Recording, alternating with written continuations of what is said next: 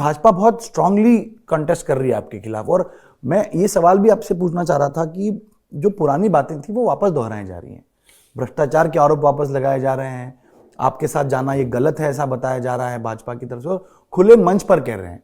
आप सरकार में हैं, उप मुख्यमंत्री हैं, साथी हैं, फिर भी इस तरह की भाषा इस्तेमाल करना आपको ठीक लगता है? सही है, लेकिन मैंने देखा 2017 में बीजेपी शिवसेना साथ साथ होते हुए भी आपने वहां के ठाणा कॉरपोरेशन और मुंबई कॉरपोरेशन के चुनाव के वक्त उनके स्टेटमेंट देखे तो इससे भी ज्यादा एग्रेसिव थे।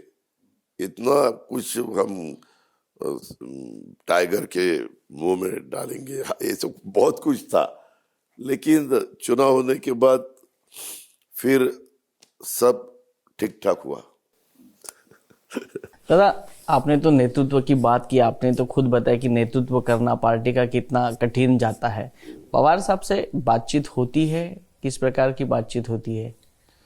नहीं, इसके बारे में क्या हुआ, पहले भी हम जब साहब के नेतृत्व में भी हमने काम शुरू कराया, मैंने आर पाटिल ने, जयंत पाटिल ने, दिलीप वैसे पाटिल ने, सुनील तटकरे जी ने, सब बहुत हमारे तब की टीम थी, लेकिन फाइनल डिसीजन साहब ही लेते थे। वो शायद किसी के साथ बात करते होंगे, हमें पूछने का भी अधिकार नहीं और जानकारी लेने का भी अधिकार नहीं। लेकिन 2004 में भी हमारे सबसे ज्यादा विधायक चुन के आए थे 71 और कांग्रेस के 69। तब सोनिया जी कांग्रेस पार्टी की प्रमुख थी, तो उन्होंने कांग्रेस के लोगों को बताया था कि जिसके ज्यादा विधायक उसका चीफ मिनिस्टर बनेगा, अभी एनसीपी का चीफ मिनिस्टर बनेगा।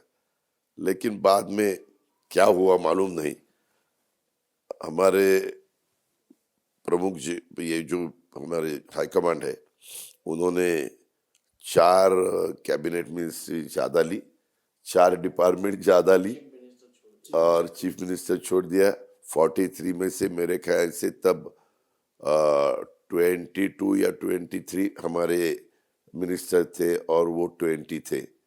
लेकिन विलास राव गवर्नमेंट चलाने के लिए एकदम माहिर थे, उधर वो गवर्नमेंट। लेकिन उस बार आप मुख्यमंत्री बन सकते थे? मतलब मैं नहीं। पार्टी आपको बनाती है, आपके पास ही आपने पूरा कैंपेन करा था, सब आपने। 2000 में नहीं था, 2004 में आर पाटिल और भुजबल साहब थे, और भुजबल साहब या आर पाटिल, ये दोनों में से एक चॉइस 100% होती थी। दादा, पर आपका एक बयान था कि अब पवार साहब ने रुकना चाहिए, रिटायरमेंट लेना चाहिए।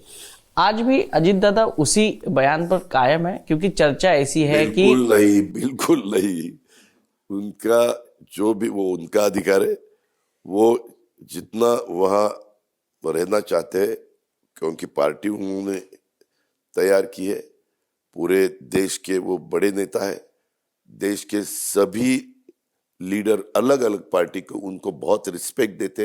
यानी इसका मतलब साफ है कि फिर एक बार शरद पवार जी राज्यसभा पे जाएंगे आपकी पार्टी की मदद से? उनका टर्म अभी नहीं, उसके बारे में तो कुछ बात भी नहीं, वो पर आप तो सोचा भी नहीं।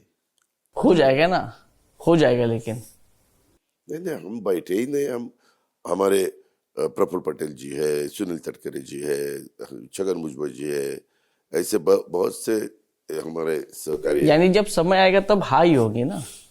अभी मैं कैसे बताऊं बाबा।